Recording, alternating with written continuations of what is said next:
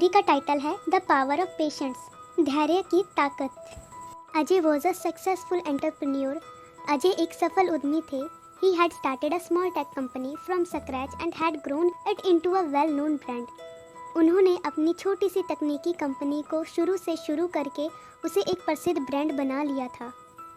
However, the things were not always easy. हालांकि हमेशा चीज़ें आसान नहीं रही थी।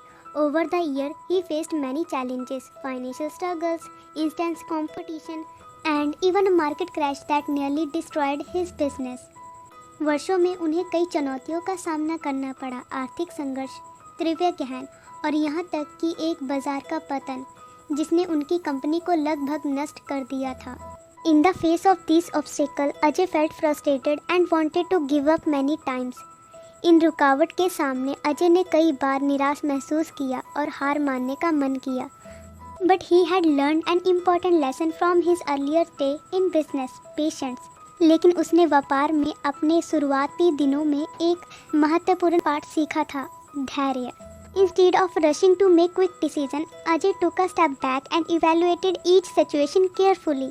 तत्काल निर्णय लेने की बजाय अजय ने एक कदम पीछे हटकर एक स्थिति का ध्यानपूर्वक मूल्यांकन किया।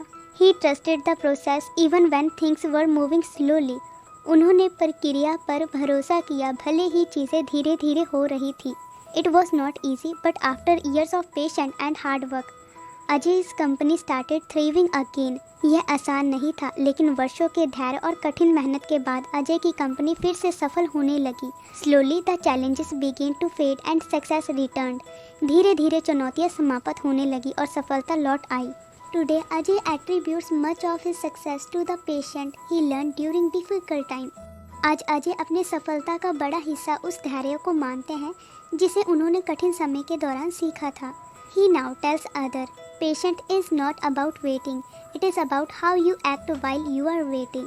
वह अब दूसरों से कहते हैं, धैर्य केवल इंतज़ार करने के बारे में नहीं है, यह उस दौरान आपके व्यवहार के बारे में है जब आप इंतज़ार कर रहे होते हैं। Thank you so much guys for watching my video. Keep supporting guys. Love you all.